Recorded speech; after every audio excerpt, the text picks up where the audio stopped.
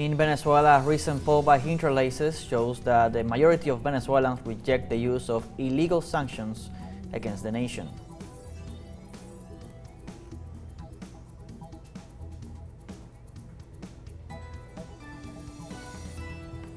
The government of Palestine denounces the Israeli regime for imposing apartheid in the occupied West Bank.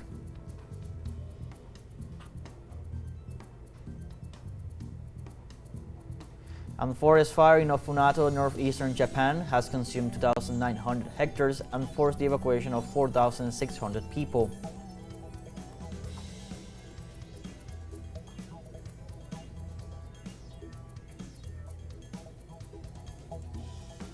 Hello, welcome to From the South. I'm Luis Alberto Matos from the teleSUR studios in Caracas, Venezuela. We begin with the news.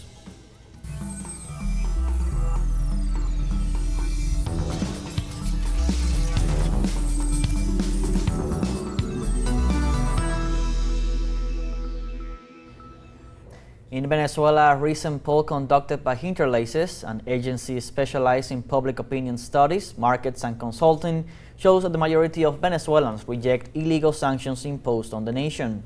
The survey asks, do you agree or disagree that the United States imposes economic and financial sanctions against the people with the aim of ousting President Nicolás Maduro? 87% of those polled rejected the use of sanctions against the Venezuelan people, with only 9% saying they agreed with the coercive measures and 4% chose not to respond. The poll's results show the will of the Venezuelan people to create their own future free of sanctions and foreign interference.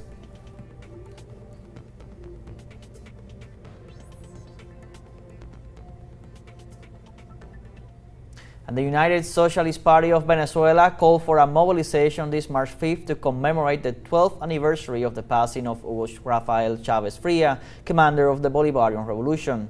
The mobilization is set to begin at different points of the city, including the historically combative 23rd of January parish, and end at the 4F Mountain Barracks, where lay the remains of Commander Chávez. Among the activities, there will be an ecumenical prayer at the military hospital, a commemorative cantata, and the projection of 8 short films on the life and work of the revolutionary leader. The purpose of the mobilization is to exalt the memory of the commander of the Bolivarian Revolution, as well as the political ideology and the historical legacy that continues to be present.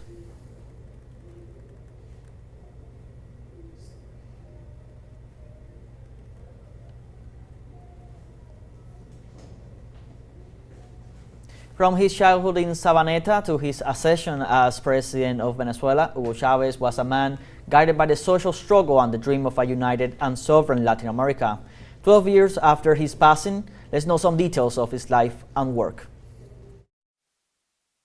Hugo Rafael Chávez Frías was born in Sabaneta, Barinas State in Venezuela on July 28, 1954. He was a revolutionary military and political leader who grew up in a humble family, living the difficulties faced by the popular sectors of the Venezuelan society. His training at the Venezuelan Military Academy prepared him as a soldier and brought him closer to Bolivarian ideas. This became the foundation of his political thinking centered on Latin American unity.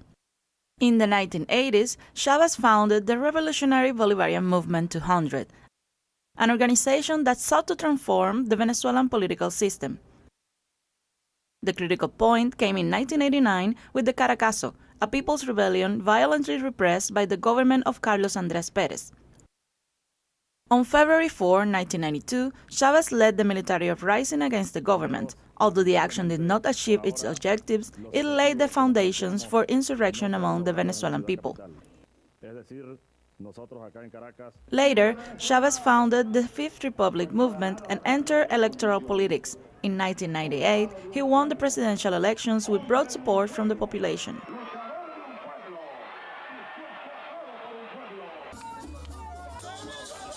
Under his leadership, sectors such as oil were nationalized, and social missions were implemented to guarantee health and education, achieving a Venezuela free of illiteracy by dropping the rate from 9.1% in 2003 to 4.9% in 2011. In addition, in regards to food, malnutrition was practically eradicated by decreasing the percentage of Venezuelans without the minimum daily food intake from 16% in 2000 to 5% in 2011. Poverty in the country was also reduced by half, from 62.1% in 2003 to 31.9% in 2011, according to data from the World Bank. Chavez was a critic of U.S. imperialism and an advocate for multipolarity. He promoted the creation of international associations such as ALBA, Petrocaribe, and the Union of South American Nations, which sought to strengthen sovereignty and cooperation in the region.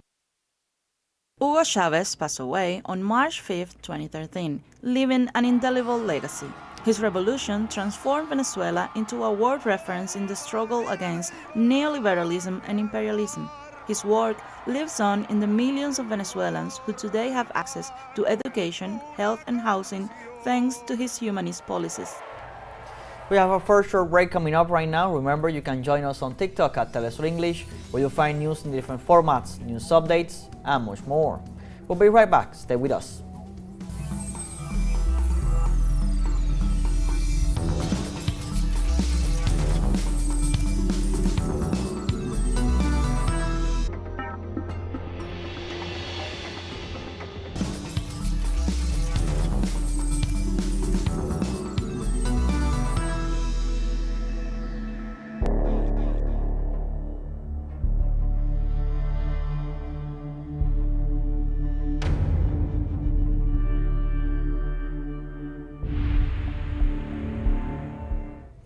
Welcome back.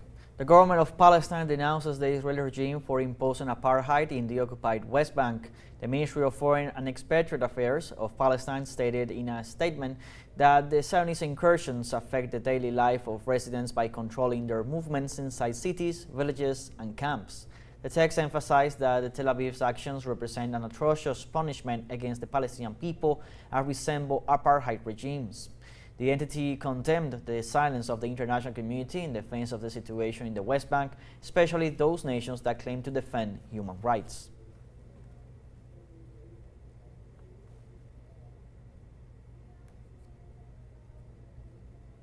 The Palestinian Authority's Detainees and Ex-Detainees Affairs Commission accused Wednesday Israeli Prison Service of committing torture and humiliation against Palestinian detainees in their prisons.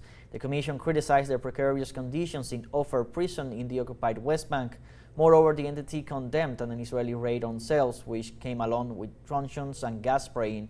Grounded in detainees were demanding medical treatment to one of the inmates.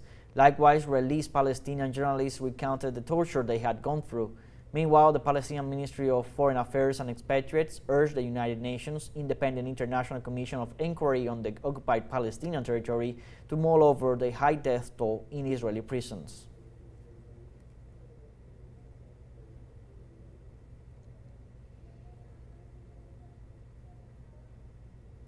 Meanwhile, in Egypt, an emergency Arab summit consolidates Gaza reconstruction plan. The plan pursues the reconstruction of the Gaza Strip and aims to maintain that territory and the West Bank under a single authority. Furthermore, it rejects the attempt by the United States and its allies to displace Palestinians from their territory. The text of the agreement requests the United Nations Security Council to provide international peacekeeping forces.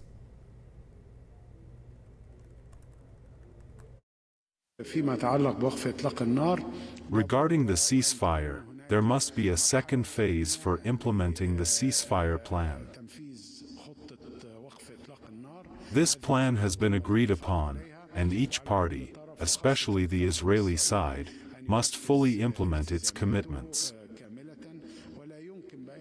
Under no circumstances can the use of starvation as a tool for collective punishment be allowed, especially during this holy month. There are naturally challenges, including the intransigent and extremist Israeli stance and its attempts to evade the commitments outlined in the ceasefire agreement that Israel itself signed. Therefore, any talk of rejecting UNRWA or the Palestinian Authority is mere rhetoric and cannot be accepted, as they represent international legitimacy. We are presenting an alternative, and all we want to say is that there will be no security or stability for Israel or the region except through a political horizon and the fulfillment of the aspirations of the Palestinian people. And Yemen's armed forces have shot down a U.S. MQ-9 drone that was violating Hodeida's airspace. The spokesman of the Yemeni Armed Forces, Brigadier General Yahya Sari, confirmed that this was the 15th drone intercepted. Sari emphasized that the Yemeni forces will continue their defensive missions to reaffirm their commitment to confront any aggression against Yemen and to support Gaza and Lebanon in their fight against external aggressions. He also stressed the importance of monitoring and tracking hostile movements in the Red and Arabian Seas to protect national sovereignty.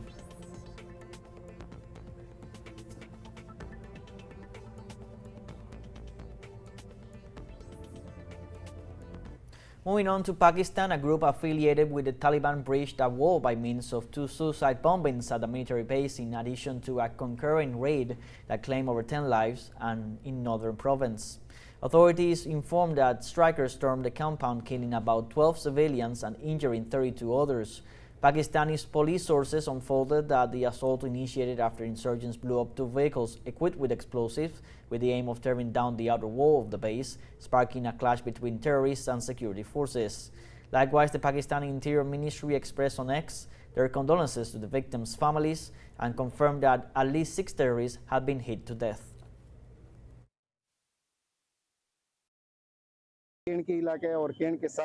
This is a military zone and the wall has collapsed. There is a mosque where many people break their fast. Many Muslims come here for iftar and prayer. There has been a lot of damage. We have recovered 12 bodies, including those of women and children, from 3 houses that were badly damaged. And 31 to 32 injured have been taken out and rushed to the hospital.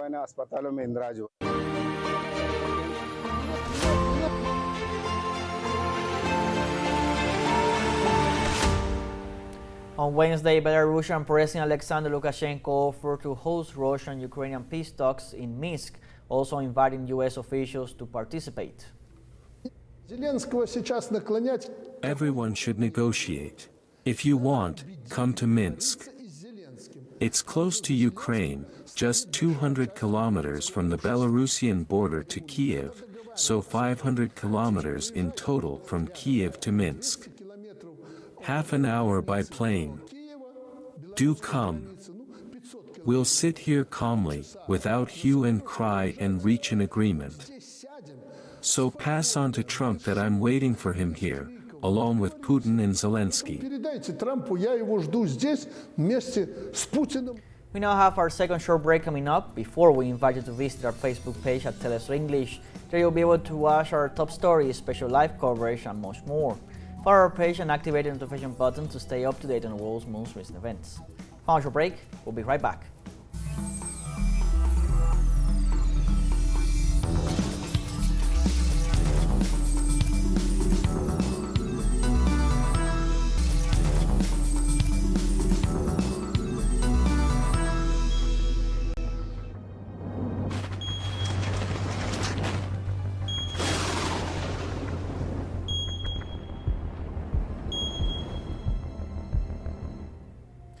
Welcome back. The forest fire in Ofunato, northeastern Japan, has consumed 2,900 hectares and forced the evacuation of 4,600 people. More than 2,000 firefighters from all over the country are taking part in the firefighting efforts to prevent the flames from spreading into residential areas. Snow began to fall in the early hours of Wednesday morning, preventing helicopters from continuing their work due to lack of visibility. According to the Meteorological Observatory, it is expected that the next precipitation will help to extinguish the flames. For the moment, the initial toll of 1 dead and 84 houses damaged remains unchanged.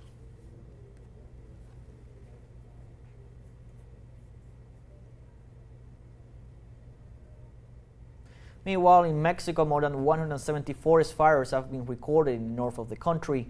Local authorities report that at least 10 people have been arrested for causing some of the fires that broke out in the early hours of Wednesday morning. The fire brigade and civil protection are working to extinguish the active fires, which are mainly caused by high temperatures and strong winds.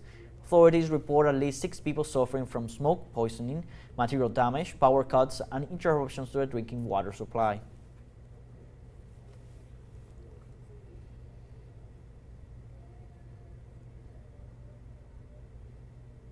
And more than 76,000 people in Ecuador affected by heavy rains and 21 rivers overflowing.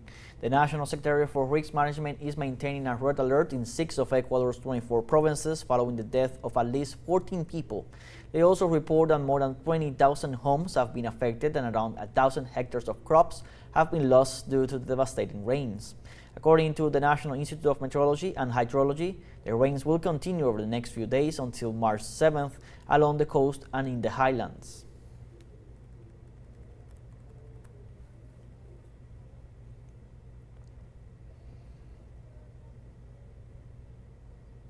With the purpose of raising awareness from an early age, Cuba starts a new campaign against gender violence called IES, in which teenagers from the Caribbean island are protagonists. Let's see more with our correspondent Fabiola Lopez. Donde escuchen tus derechos, ahí es. Donde escuchen tus opiniones, ahí es. Donde te escuchen sin prejuicios. Son apenas algunos de los mensajes. IES is a campaign that focuses on Cuban teenagers and aims to contribute to the change of social imaginaries that legitimize gender-based violence. The initiative, which is coordinated by national and international organizations, includes debates on different expressions of gender violence and its effects, as well as the patriarchal roles and stereotypes at its core, offering tools to counter gender violence in everyday life. What distinguishes IES is that precisely the collective construction of all the messages have been led by Cuban adolescents, groups of young boys and girls who have gathered to think about the violence they experience nowadays and what positive messages they want to give against it, in favor of popular feminisms and counter-hegemonic masculinities. Pues si la fe nos alcanza, llegamos a la igualdad. Las líneas de mensajes de IES. The campaign's messages motivate people to reflect on self-care, respect for diverse bodies, the construction of new masculinities, equitable interpersonal relationships, mutual help, support networks, and sisterhood. The project aims at the prevention, awareness, and understanding of these issues. Va dirigida a sensibilizar, va dirigida. It is meant to raise awareness, to look for tools and ways for our young people and adolescents to be able to solve all those contradictions, which are even described in the medical literature, and that occur at this age. It is also aimed at giving tools to the family on how to approach issues with adolescents. Para formar parte de la campaña IES, the renowned comic book character Lola Vendetta, which captures the social criticism for the invisibilization of women, came from Spain to take part in the IES campaign. Its creator, artist, and illustrator Raquel Riva created a mural together with teenagers from the island. IES will be present in social networks, but also in public spaces, communities, and mass media. It has been wonderful working with them, very gratifying for me. And also very nice to see how they are leading the campaign from the inside themselves. I think that's the main difference. It has not been a project of adults explaining the world to teenagers, but a project of teenagers talking to the world.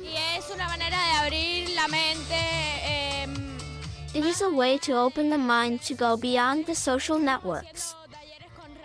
We were doing workshops with Raquel, the creator of Lola Vendetta. We were doing the murals, we painted, but this is just the beginning. The learning experience has been super intense and super cool. The campaign will be implemented until 2026 in the provinces of Havana, Granma, Las Tunas, and Guantánamo. The adolescents who take part in the initiative say that their dream is simply to live in an inclusive world without gender violence, where the rights of all people are respected regardless of skin color, sexual orientation, gender identity, disabilities, place of residence, purchasing power, or access to technology. And to do so, they warn, they will try to tell their own stories in a different way and from their own perspective. Fabiola López, teleSUR, La Habana. Like this, we have come to the end of this news brief. You can find these and many other stories on our website at telesurenglish.net. Also join us on our social media, Facebook, X, Instagram, Telegram, and TikTok. For teleSUR English, I'm Luis Alberto Matos. Thank you for watching.